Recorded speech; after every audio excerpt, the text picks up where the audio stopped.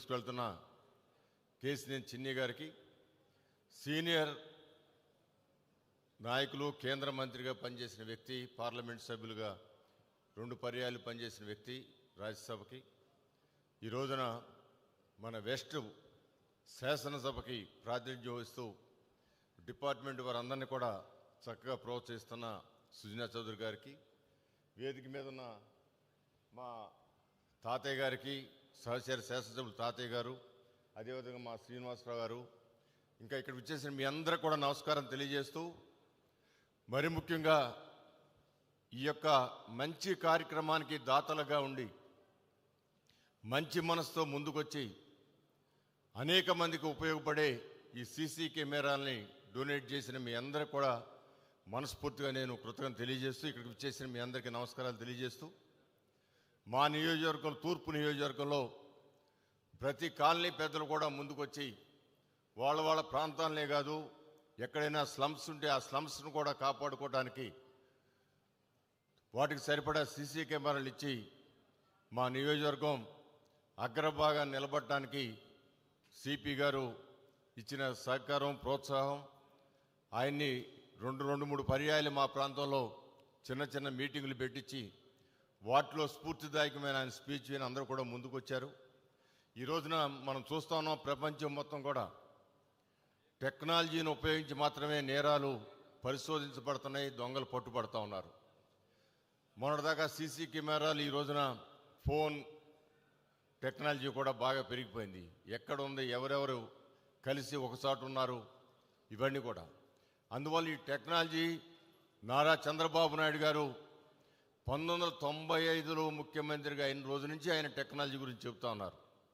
తొలి రోజుల్లో టెక్నాలజీ అన్నం పెట్టుద్దా అని అన్న రాజశేఖర్ రెడ్డి గారు లాంటి ఆ రోజున ముఖ్యమంత్రి కాకపోయినా ప్రతిపక్ష నాయకుడిగా ఆయన అన్న డైలాగులు చాలాసార్లు అందరి చెవుల్లో మారుమోగుతూ ఉంటాయి.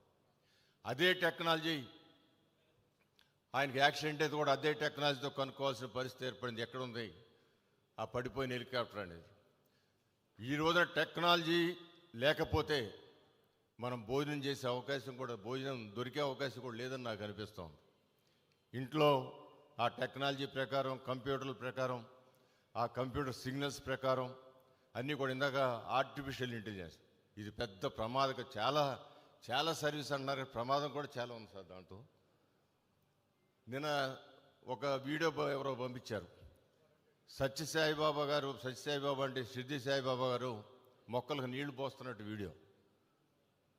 అది అలాంటి ఆర్టిఫిషియల్ ఎన్టీ రామారావు గారు మరలా దిగొచ్చి సినిమాలు యాక్ట్ చేస్తున్నట్టుగా.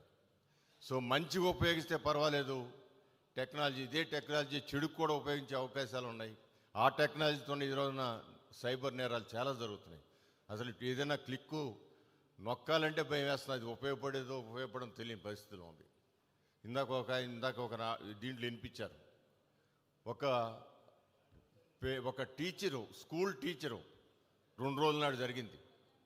ఏదో స్కూల్స్ గురించి మీరు ఈ లింకులో జాయిన్ అవ్వండి అని చెప్పి స్కూల్స్ గురించి చెప్తే, టీచర్ కదా, నాకు సంబంధించిన సబ్జెక్ట్ కదా అని చెప్పి టక్కున నొక్కాడు.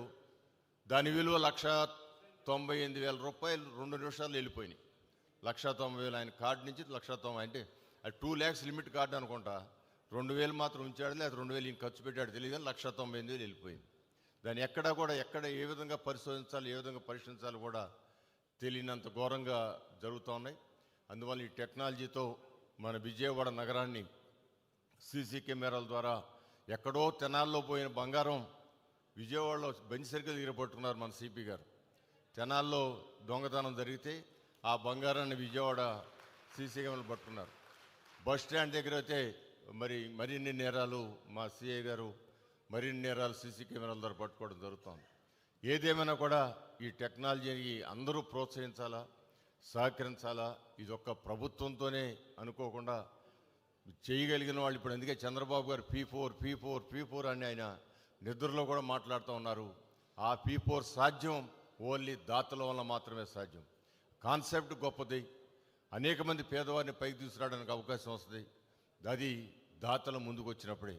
ఉదారంగా దాతలు ఫంక్షన్లకి కోట్లాది రూపాయలు ఖర్చు పెట్టకుండా, చిన్న పుట్టినరోజులు ₹1 కోటి ఖర్చు పెట్టకుండా, ఆకాశం అంత పందిళ్ళు లేకుండా మరి ఆ డబ్బుని కొందరు పేదవాళ్ళ అభివృద్ధికి సహకరిస్తే బాగుంటుందనే కాన్సెప్ట్తో P4 వచ్చింది.